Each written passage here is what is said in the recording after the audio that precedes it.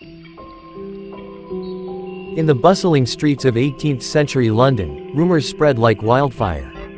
And when a curious advertisement appeared in the newspapers in January of 1749, it caught the attention of the entire city. An astonishing display of human ingenuity. Witness a man squeezed into a wine bottle. Unbelievable feats of magic and communication with the dead. One night only at the Royal Playhouse. Read the advertisement. As the night of the show approached, anticipation reached a fever pitch. Londoners from all walks of life eagerly awaited the spectacle promised in the advertisement. The Royal Playhouse was packed to the rafters with curious onlookers, each eager to witness the impossible. As the lights dimmed and the curtains drew back, the audience held their breath in anticipation. But to their surprise, the stage was empty. No performer emerged to fulfill the promises made in the advertisement. Murmurs of confusion and disappointment rippled through the crowd. Realizing they had been duped, the audience erupted into chaos. Angry shouts filled the air as chairs were overturned, and people clamored for refunds. The Duke of Portland and the Earl of Chesterfield had played a grand trick on the unsuspecting public, and the audience was left feeling foolish and deceived. It was said to be the result of a bet between the Duke of Portland and the Earl of Chesterfield. The Duke, known for his mischievous nature, boasted that he could advertise something impossible and still fill a playhouse with eager spectators. The Earl of Chesterfield, intrigued by the challenge, took him up on the bet.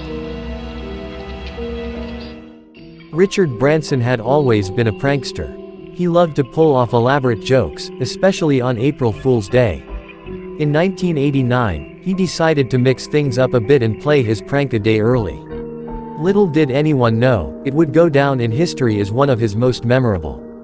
That evening, residents outside of London were in for a shock. They saw a flying saucer land in a nearby field in Surrey. The sight was so unusual that the police were called to investigate. When they arrived at the scene, they found a real flying saucer and were understandably freaked out. As they approached the saucer, a door opened, and a silver-clad figure walked out. The police officers were terrified and promptly ran away. What they didn't realize was that Richard Branson was inside the saucer, hiding out with his friend Don Cameron, dressed in the silver-clad suit.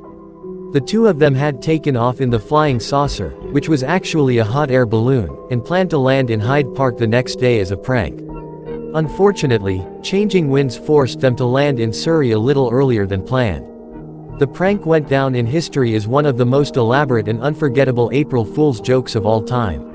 Richard Branson had once again succeeded in pulling off a fantastic prank. In 1959, São Paulo, Brazil, was in a state of chaos. The city's sewers were overflowing, prices were inflated, and people were fed up with the political candidates running for public office. That's when a group of students decided to take matters into their own hands.